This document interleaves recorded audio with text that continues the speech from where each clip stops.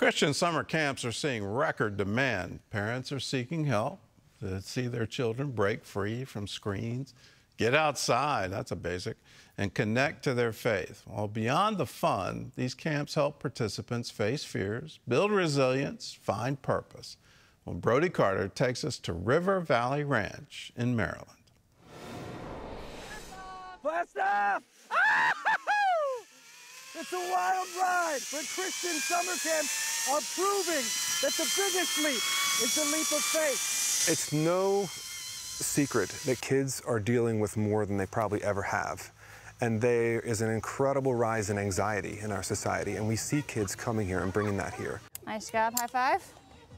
Christian camps are filling up faster than ever, with wait lists and record enrollment reported nationwide. At the heart of this trend is a simple desire to unplug, reset, and rediscover faith. So what camps do is they allow kids to unplug from a very complicated world and plug into this incredible Christ-centered community where they can build relationships with each other.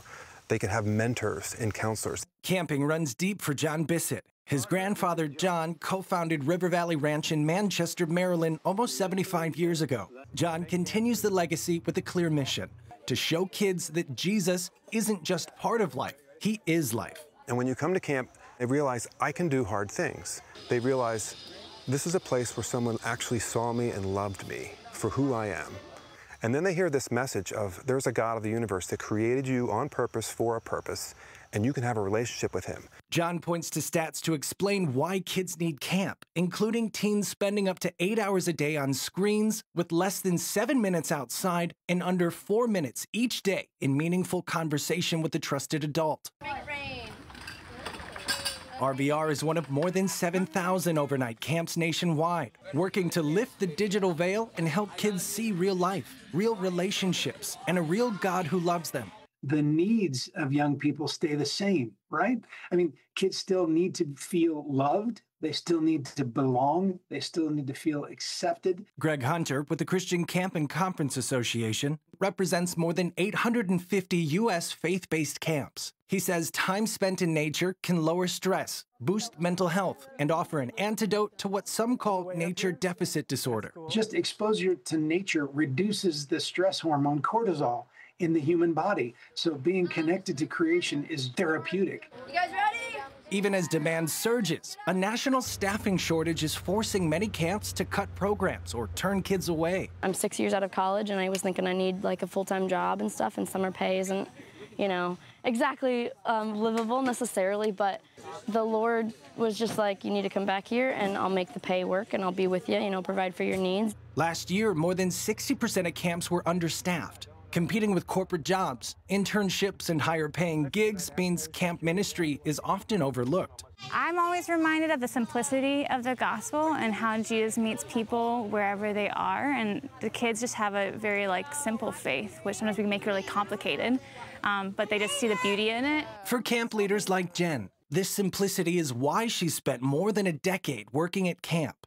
As camps struggle to staff fully, safety and emergency response are also under scrutiny.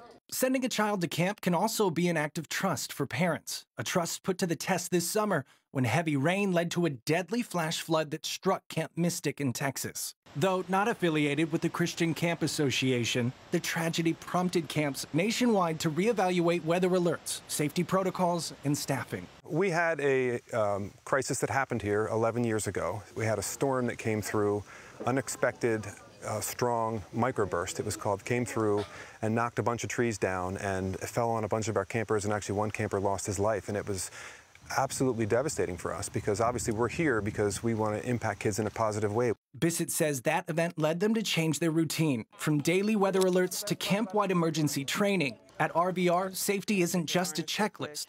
It's a commitment shaped by experience and rooted in faith. Whenever I see kids up here, it puts them in a new position.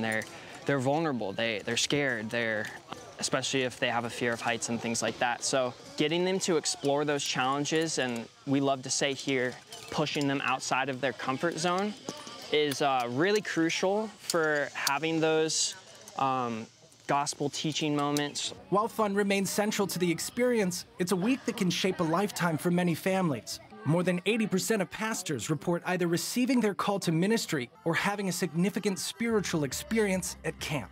We have people that come here, and people who have come here in the past for 1 week, and they come back and say this was the most significant week of their entire life. Reporting from Manchester, Maryland, Brody Carter, CBN News. I was never a summer camper. I grew up on a farm, and so we had it every day.